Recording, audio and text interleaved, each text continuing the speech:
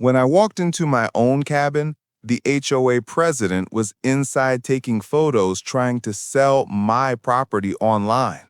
She called 911 to cover her tracks, but the truth hit harder than any fine she could issue.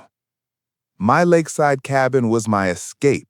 Quiet mornings, the sound of water against the dock, and no city noise. The HOA for Silverbrook Shores claimed to protect property values, but lately they'd started acting more like a real estate cartel. I'd been away for a few weeks on a work trip. When I came back, something felt off. The gate latch was unhooked and the blinds were open. My stomach sank. I pushed the door open and froze.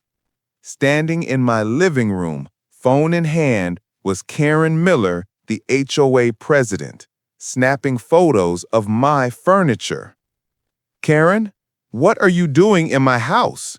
She nearly dropped her phone. "Oh, you're back early. I was just inspecting for HOA compliance." "Inside my home?" I asked, voice rising. Her smile cracked. "Listen, this property isn't properly registered.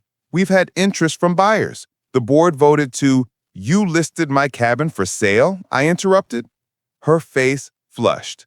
"Technically, it's community property." Before she could finish, she pulled out her phone and dialed 911. "Yes, we have a homeowner threatening an HOA officer," she said loudly. I couldn't believe it. She'd just broken into my cabin and was now trying to play the victim.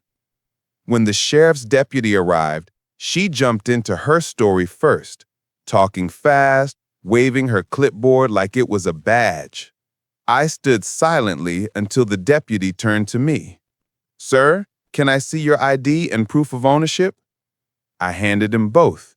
Deed, ID, tax registration, everything. The deputy took one look and frowned. "Ma'am, this property isn't part of your HOA. It never has been." Her eyes widened.